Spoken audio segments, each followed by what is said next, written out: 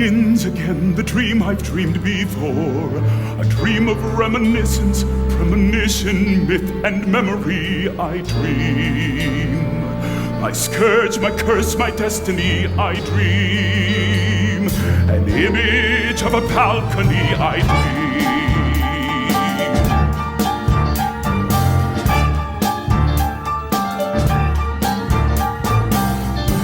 Dream begins again with clarity this time.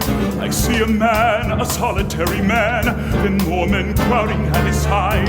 They begin their violent way, make him walk their whipping line. God protect that man, I pray, but my prayer makes his plight mine. A different scene this time, for now I live the dream. A flood of fear comes suddenly, the same men close, they're now surrounding me.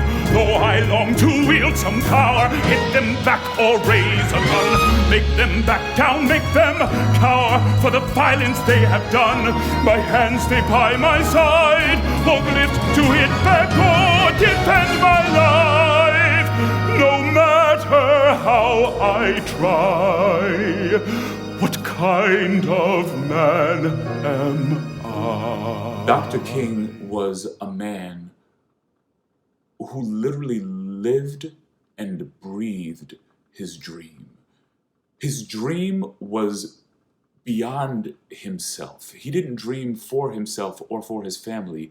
He dreamed for his country, he dreamed for his people, and he dreamed for humanity. The center of the dream is this image of this balcony, and at this stage it's a balcony that he doesn't know of its positioning, where it is, its location, or its significance. And the interesting thing of beginning to write on that basis is that you can pin some of that down with actual history, because on the evening of the 3rd of April 1968, in the speech when Dr. King refers to going to the top of a mountain and looking over and seeing a promised land and saying to the people gathered there that you'll get there, but I may not get there with you, it's as if he had had a clear sense that his death was imminent. I am forgotten, I am stepped over to, I am the worthless one, the last one in line. I am the labeled, once more the branded one, the blame for every wrong is my persecution. I am looked down on, I do the... Just so powerful. Extremely well done. But it fills me up too much. Okay. Thank you so much, sir.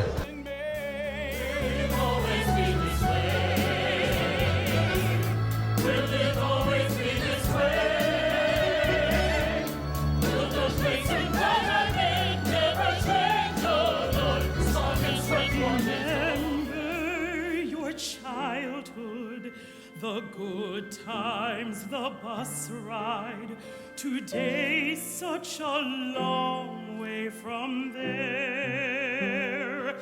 You have come to the Jordan, you've shown the way forward. The people can take it from here. I'm so proud of your work, grandson, well fought and well done. You've shown them that love is supreme. You have done your life's work. I see people, mighty people, beginning to dream.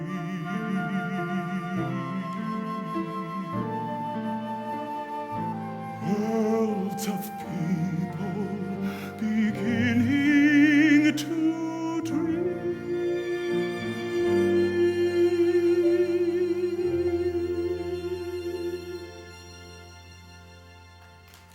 Well, of course, being the daughter of Martin and Coretta King, it was. I have mixed emotions. You know, it's very tough when you're actually viewing something that is depicting parts of the life of your parents, and so in many ways, I'm still kind of processing.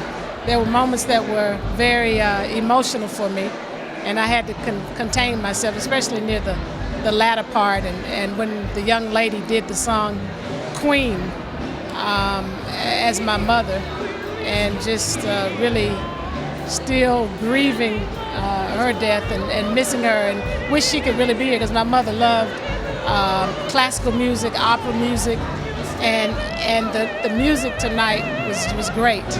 And as it progressed, it got much better and became very, very touching, and excellent voices. So I think it was a good musical reflection of my father. It's very hard, you know, to really put this movement on a stage. You know what I mean? Because there's so many elements to it. But I guess the greatest part of it is it's a start at exposing future generations to this work in a genre that they can appreciate. And that's what's most important, because we have to keep the legacy going from generation to generation. And so, you know, I was glad to be here tonight to be a part of this. It's time to start. Come on, let's march. Come on, let's tell them. We shall not be moved. We shall not be moved, just like a tree that's planted by the waters. We shall not be moved. We shall not be moved. We shall not be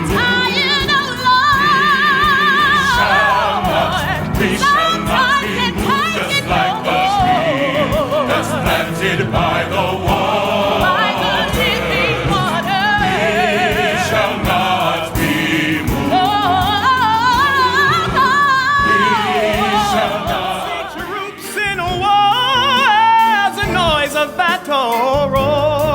When the lynch mob tried to kill me, there were beatings I endured.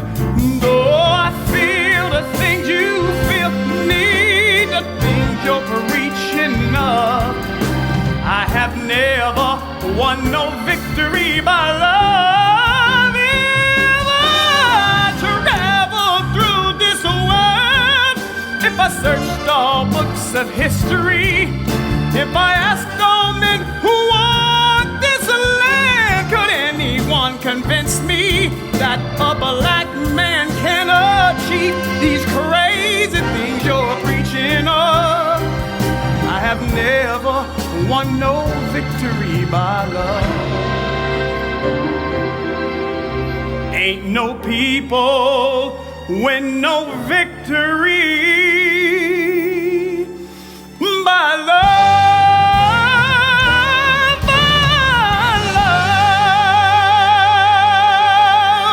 I'll tell you, first of all, I had to remind myself that this was a novel. It's not a rewriting of history, but it's a novel growing out of the history of the movement. And I think it did well. I enjoyed it. I've never listened to the story in music, and that added a dimension that I've been missing, and so I enjoyed it very much. I gave him an A.